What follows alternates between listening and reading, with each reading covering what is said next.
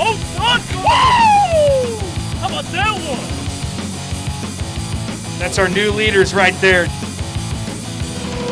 Big Silly! University of Montevallo, 24-96.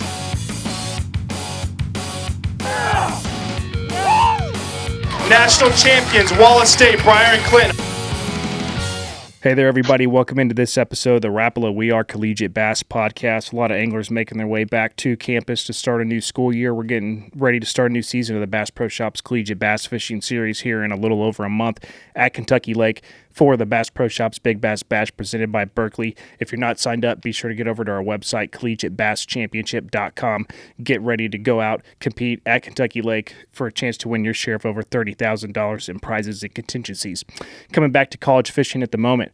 Latest thing to take place, Tucker Smith and Hayden Marbut from Auburn University. Auburn finished second last year in the Bass Pro Shop School of the Year presented by Abu Garcia, looking to win that first title, getting a good jump start here to start the season. Tucker, we'll ask you real quick, man, you guys got the victory, 53 pounds, 12 ounces for 3 days at Pickwick Lake. Man, just a couple days removed from it now. Tell me what the emotions are like. It's been really crazy. You know, it's been insane. The tournament was really a dream come true, and honestly, going into it, we didn't expect to win. You know, we were expecting to fish hard and do well, but you know, it was such a blessing to be able to get on that caliber of fish and be able to get the win. No strangers to winning national championships. If the names sound familiar, Tucker and Hayden won the BoatUS Collegiate Bass Fishing Championship presented by Bass Pro Shops, the ACA's national championship event back in May at Lake Hartwell. We're working on getting those episodes out. Championship episode should be out the day 2, that is, later this week. Be on the lookout for that. But these guys, man, 2 national championships over the course of a summer. Awesome accomplishment, great feat. Hayden, for yourself, man, what's that like? Reflecting on not just winning this weekend, but the work that y'all have put in over the summer to do something that just about not many have done, if anyone has ever done this at all.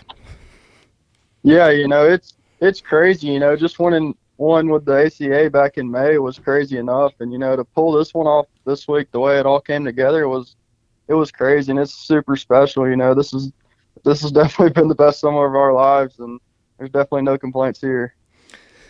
Tucker, I saw in some of the coverage and stuff that Bassmaster was putting out, they were highlighting you guys, and you had a few words to say about, you know, being the bridesmaid at a couple tournaments. Second place is also not being able to get the job done at Pickwick. You know, in our event the year prior, the championship was out of Florence at Pickwick, and you were fishing with Logan, and you guys had a runner-up finish, I believe, that year. So coming back a year later, fishery that you're very familiar with, have a lot of history with. How did that play into some of the emotions, maybe your drive to want to get the job done, being in your home state, competing for a national championship that you've been snubbed a time or two? Yes, it was definitely awesome being able to get our redemption back. You know, me and Logan finished second in the ACA there at Pickwick, and you know, we were close, and we had a great tournament, and going back to Pickwick and being able to get it done this time was really special because you know, that tournament and that caliber of fishermen against all those guys, it's so hard to win a tournament of that caliber, and to be able to do it, especially with Hayden, my good buddy, it was really something special. Yeah, let's talk about you guys as a team real quick before we get into how y'all caught your fish.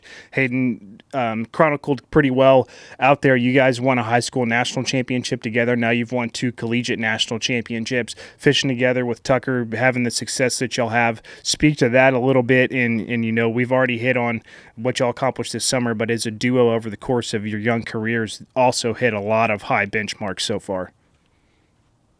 Yeah, for sure. You know, it's super special to get to do it with Tucker. You know, he's my best friend. We live together. We take a bunch of the same classes. You know, we've spent thousands of hours in the boat together, and to get it done on Pickwick, you know, in our some of our home waters, like a place we spent a ton of time, and really just the Tennessee River. You know, we've spent thousands of hours together out on the Tennessee River, Pickwick, Gunnersville, Kentucky Lake, all the Tennessee River. So to get it done with Tucker, you know, it was just super special.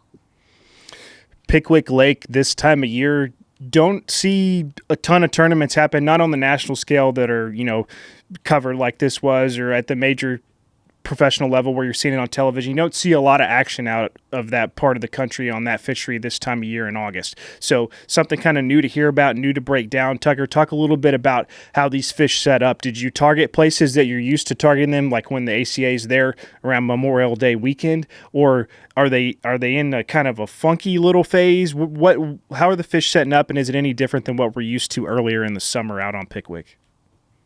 It's definitely a lot different.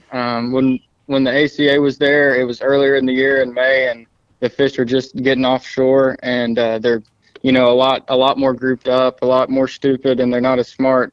By the time that we were here last week, the fish were really pressured. There had been so many tournaments at Pickwick this summer that a lot of those fish were spread out, and they were moving, and they were broken off of the main schools, and a lot of fish were moving around in little pods and stuff. So we had to relocate a lot of fish, and it was honestly really tough fishing, and we only found a few places that we could catch them. Some of the other coverage I was reading and following it throughout the week, something that happened between when we would have been there and now, we saw some of the anglers targeting the submerged grass in April as we were there for the Pickwick Slam earlier this year. Now that grass has made it to the surface, has topped out, and you could fish over it if you wanted to. Hayden, did y'all stay out on the deep ledges? Were you tempted at all by maybe chasing a little bit of the thermocline and some fish moving around up shallow? Did kind of talk about, was your focus mostly out deep, or did y'all kind of play around in different types of cover, not necessarily out on the ledges that Pickwick Lake is known for?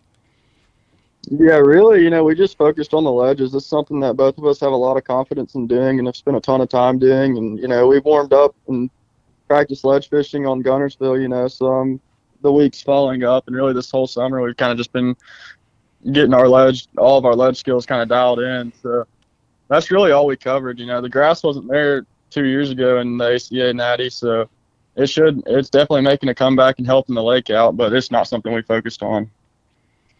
Always fun to watch those types of fisheries like Pickwick Lake along the Tennessee River. Myself, being from Texas, you don't see a lot of ledge fishing, offshore fishing, so it's always fun to pick anglers' brains and hear about how it played out and how you're targeting those fish. Tucker, tell me a little bit. I know that current was maybe of a concern. It always is out there. You never know.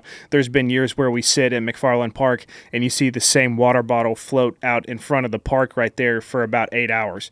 And then there's other days where that water bottle might make it from one dam to the other before we weigh in fish. It's just how it goes. It's the way that the current flows. Did current play a factor at all in the fish that y'all were targeting, or maybe the flurries that y'all could have experienced out there on the water catching fish? I think it definitely helped. The offshore bite. We got a lot of rain last week, and it made them turn on a lot of water. So we had some good water moving through the lake, which helped a lot. I think with if it was straight sun, calm, and not a lot of current at all, it definitely would have been a ton tougher. But this week we actually we got a good bit of current, so those fish in a few areas were able to actually group up and feed on bait. So it was nice that we got some rain. Last little bit of specifics on the patterns out there. Hayden, tell me, what were y'all throwing at them? We've seen over the years the hair jig's been really popular.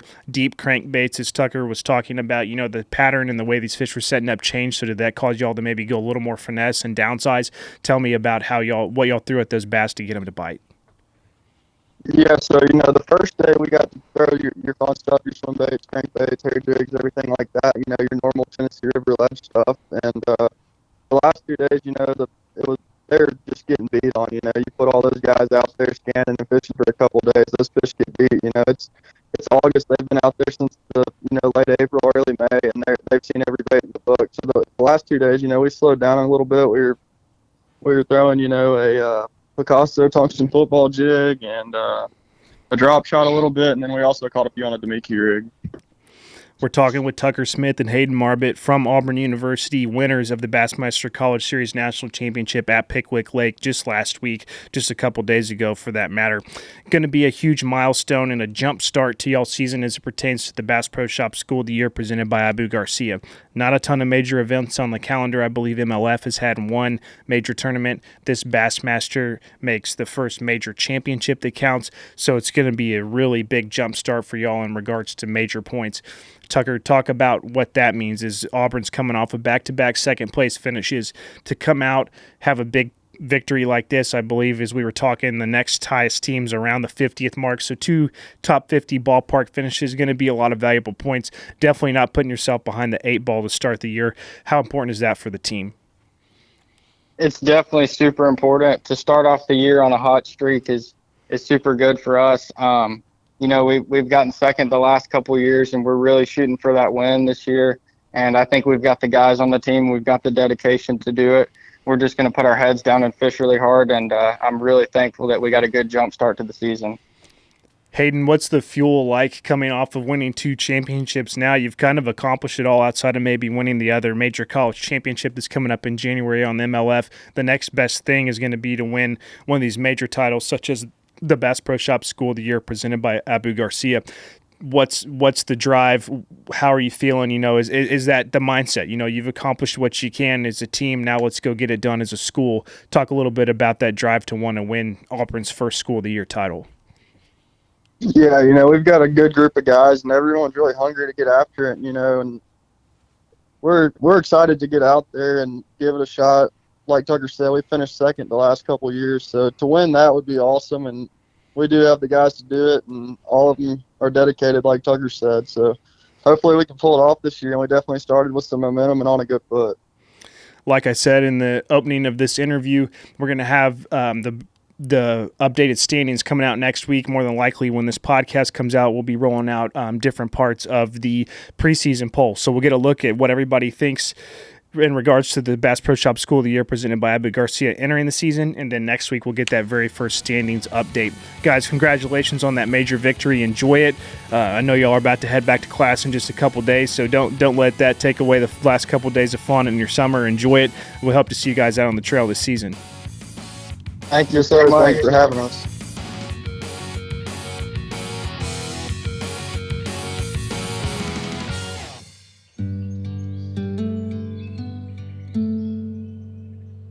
Fishing is all about connecting with nature.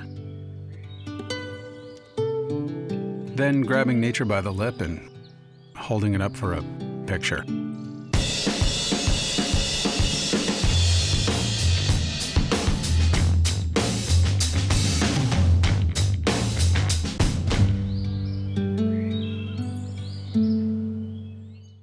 If you want to be here, it all starts here. At Bass Pro Shops and Cabela's, we have the widest selection of the quality brands you love to get you outdoors. Whether you're a seasoned pro or just starting out, our friendly, knowledgeable outfitters will help you find the right products for your next trip. Shop with confidence with our low price guarantee. Plus, club members save even more on great gear with exclusive member pricing. Bass Pro Shops and Cabela's, voted America's best outdoor retailer.